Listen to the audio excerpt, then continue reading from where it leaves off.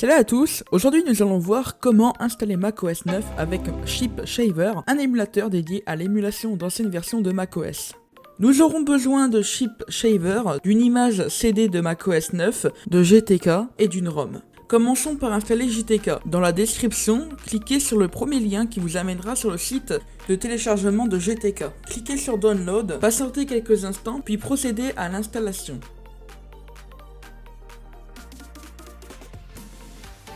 Téléchargeons Chip Shaver. Toujours en description, cliquez sur le deuxième lien. Une fois sur le forum, il ne vous restera plus qu'à sélectionner le build le plus récent. Téléchargez la ROM New World PPC en cliquant sur le troisième lien en description. Une fois les téléchargements effectués, créez un nouveau dossier, puis dézippez l'archive où contient Chip Shaver. Dans l'onglet Vue, assurez-vous bien que l'option des extensions de nom des fichiers soit cochée. Dézippez la ROM et renommez-la macOS ROM sans mettre d'extension à ce dernier. Placez l'ISO à la racine de votre dossier, faites un clic droit, cochez lecture seule et enfin appliquez et OK. Exécutez Chip Shaver GUI et ajoutez un nouveau disque avec une taille approximative de 1 Go.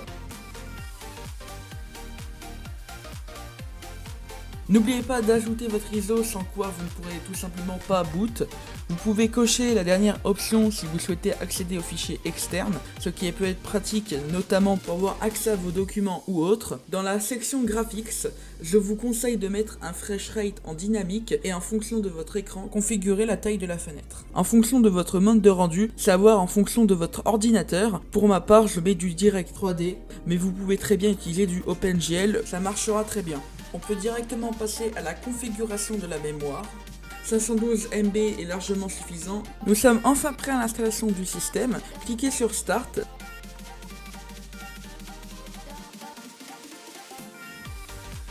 Nommez un nom de disque et initialisez le système.